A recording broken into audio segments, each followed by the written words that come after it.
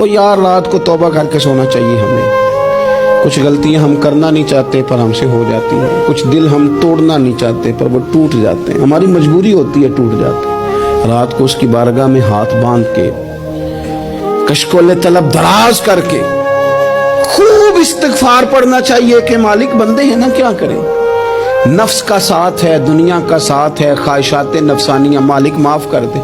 दर्द से तौबा, रस्म ना हो, कहानी ना हो, लफ्ज ना हो, जुमले ना हो, और जनाब ऐसे लोगों के बीच बड़े हाथ बांध के और बड़ा कोई जरूरत नहीं। आप अकेले अपनी चारपाई पे बिस्तर के अंदर मुंह दे के भी दर्द से कहेंगे ना माफ कर दे, तो वो तो मेहरबानी बड़ा है। मेरे नबी पाक सल्लल्लाहु अलैहि वसल्लम मिसाल देते हैं, फरमाया एक आदमी सहरा में जा रहा, सहाबा से हुजूर खिताब कर रहे हैं, फरमाया एक आदमी सहरा में जा रहा था, उसने अपनी ऊँटनी पे खाना पानी पैसे हर चीज रखी हुई थी।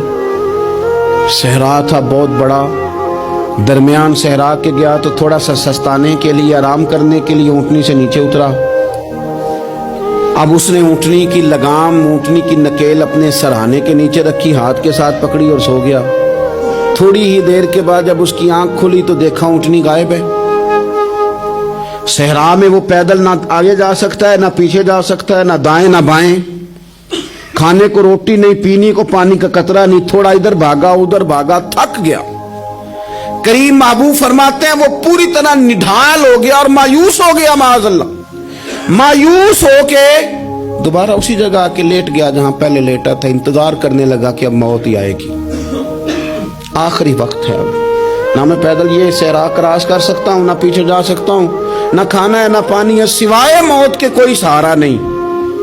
हुजूर फरमाते हैं वो रास्ते में दोबारा लेट गया। अचानक उसने रुख बदला तो ऊँटनी सामने खड़ी थी। हुजूर ने सहाबा से पूछा बताओ ना उसे भला कितनी को खुशी होगी। या रसूल अल्लाह जी से नई जिंदगी मिल गई है।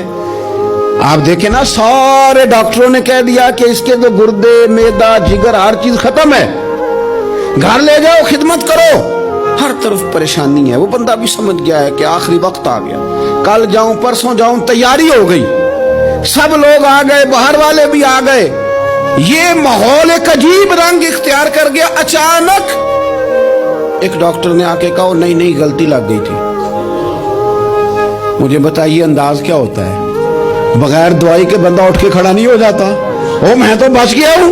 नबी पाक सल्लल्लाहु अलैहि वसल्लम फरमाने लगे उसकी ऊँटनी मिल गई, बताओ भला उसे कितनी खुशी होगी। या रसूल अल्लाह वो तो दोबारा दुनिया में आ गया।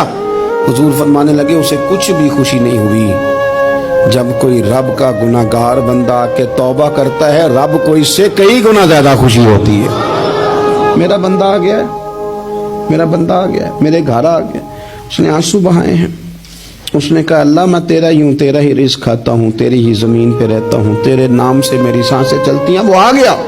फरमाया उस ऊँटनी वाले से ज्यादा रब को खुशी होती है जब गुनाहगार आके तौबा करते। गुनाहगारों के आंसू उसकी बारगाह में बड़े मकबूल हैं, लेकिन हम रस्म अदा करते हैं, तौबा नहीं करते।